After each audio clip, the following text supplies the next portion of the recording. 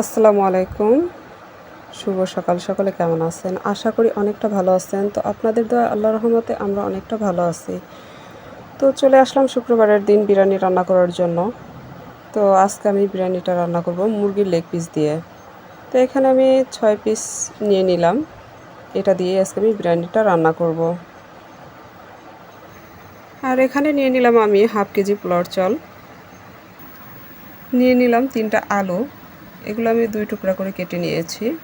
এই আলুটাও আমি আজকে বিরিয়ানির মধ্যে দেব, তার জন্য নিয়ে নিলাম। আর এখানে আমি নিয়ে নিলাম পেঁয়াজ কুচি, 4টা মরিচ, লেবু আর নিয়ে নিলাম তেজপাতা। এখানে আপনারা দেখতে পারতেছেন এগুলো হলো বাদাম বাটা। এখানে আমি কাঠবাদাম আর কাজু বাদামটা বেটে নিয়েছি শিলপাটায়। তো এখন এটার মধ্যেই আমি মশলাগুলো দিয়ে সুন্দরভাবে মিক্সড করে নেব। তো এই বাদাম বাটার মধ্যে আমি দিয়ে দিচ্ছি আদা রসুন বাটা। এখানে আমি আদা রসুন বাটা দিয়ে দেব 2 টেবিল চামচ আর জিরা বাটা দিয়ে দেব 1 টেবিল চামচ।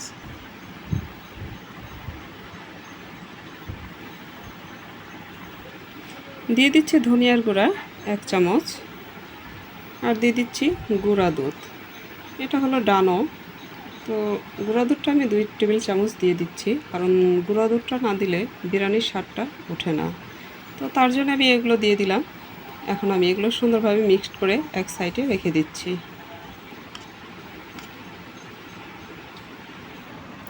তো আমার মশলাটা মিক্সড করা হয়ে গেছে। আমি এখন এটাকে এক সাইডে রেখে তারপরে মুরগির লেগ পিসগুলো লবণ আর লেবু দিয়ে একটু মাখিয়ে রাখি।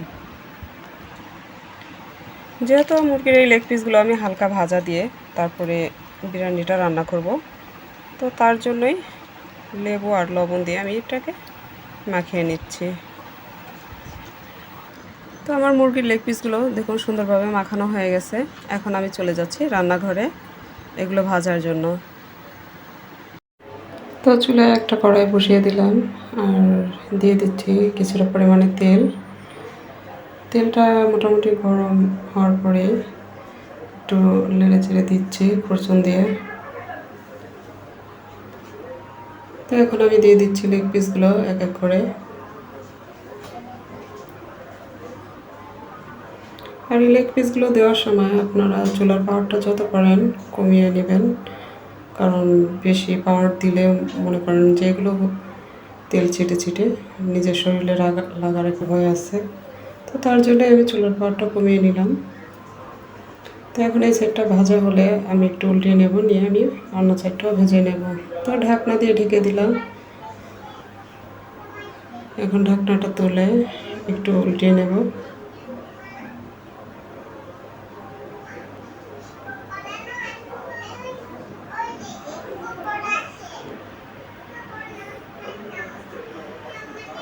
তো একটু উল্টিয়ে নেওয়ার পরে এখন অপর সাইডটাও ভেজে নিচ্ছি। মোটামুটি আমার মুরগির লেগ পিসগুলো ভাজা হয়ে গেছে। আমি এখন এগুলোকে তুলে নিচ্ছি।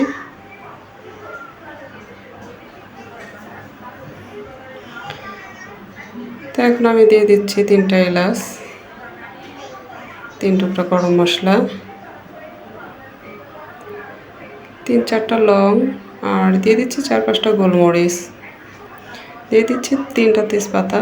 এখন এগুলো হালকা পরিমাণে একটু ভেজে নিচ্ছি।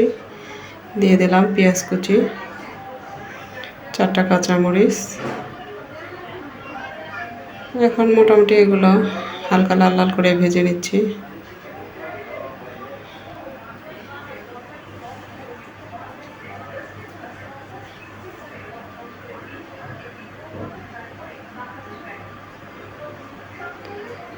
তো আমার পেঁয়াজটা ভাজা হয়ে গেছে। এখন আমি যে মশলাটা মিক্সড করে রেখেছিলাম সেগুলো এখন কড়াইতে দিয়ে দেব। তো এগুলো দিয়ে দেওয়ার পরে সুন্দরভাবে একটু নেড়ে চেড়ে নিচ্ছি। নেড়ে চেড়ে নিয়ে মানে মোটামুটি কষিয়ে নিচ্ছি।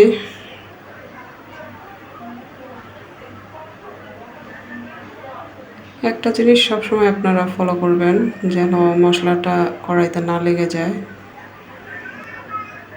এখন দিয়ে দিচ্ছি গুঁড়ামরিচ 1 চামচ আর দিয়ে দিচ্ছি লেবু একটা লেবুর অর্ধেকটা পরিমাণে, কারণ আমার কাছে যেহেতু টক দইটা নেই তাই লেবুটাই দিয়ে দিচ্ছি।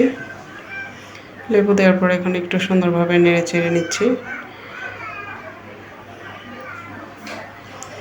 নেড়ে চেড়ে নেওয়ার পরে দিয়ে দিচ্ছি কিছুটা পরিমাণে গোলাপ জল আর পরিমাণ মতো লবণ। এখন আমি দিয়ে দিচ্ছি শাহী বিরিয়ানির মশলা 2 চামচ। যেহেতু আমি হাফ কেজি পোলাও চাল দিয়ে বিরিয়ানিটা রান্না করব, তার জন্য আমি বেশি আর দেব না, 2 চামচ যথেষ্ট। এখন আমি দিয়ে দিচ্ছি কিছুটা পরিমাণে পানি। পানিটা দেওয়ার পরে সুন্দরভাবে একটু কষিয়ে নিয়ে বলকটা চলে আসলেই আমি দিয়ে দেব কেটে রাখা সেই আলুগুলো।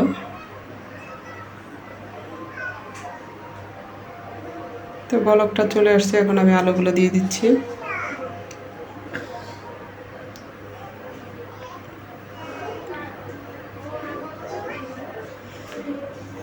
এখন আমি দিয়ে দিচ্ছি ভেজে রাখা সেই লেগ পিসগুলো, কারণ আমি আজকে আলুগুলো ভেজে নেই নাই আর লেগ পিসগুলো হালকা পরিমাণে ভেজেছি।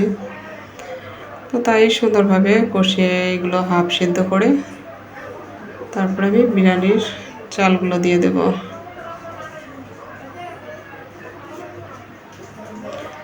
তো এইভাবে আমি কিছুক্ষণ রান্না করে নিচ্ছি।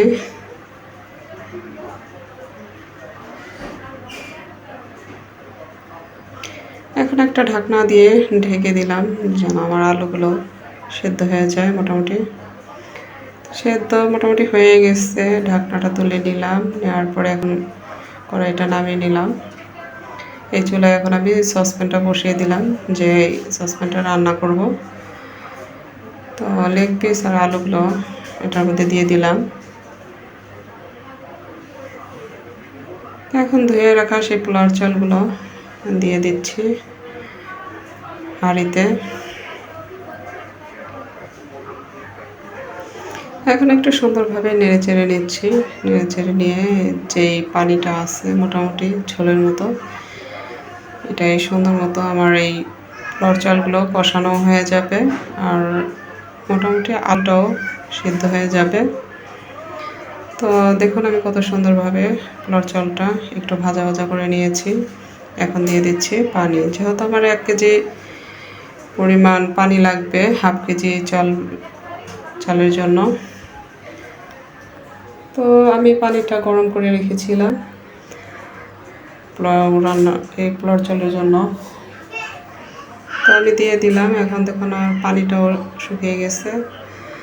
তো আমি চুলার পাওয়ারটা খুবই কম পাওয়ারে দিয়ে দিচ্ছি, দিয়ে ঢাকনাটা দিয়ে তো ঢেকে দিচ্ছি, সেটা তো আপনারা দেখতেই পারতেছেন। তো এইভাবে আমি বিরিয়ানিটা রান্না করে নিচ্ছি। তো দেখুন আমার বিরিয়ানিটা রান্না কমপ্লিট হয়ে গেছে, কত সুন্দর ঝরঝরে হয়েছে। বিরিয়ানিটা রান্না করতে গেলে আমার ছেলে তো খুবই খুশি হয়, আমার বিরিয়ানিটা খুবই পছন্দ। তো অবশেষে আমার রান্না হয়ে গেছে। আমি বিরিয়ানিটা রুমে নিয়ে আসছি, দেখুন কত সুন্দর লাগতেছে।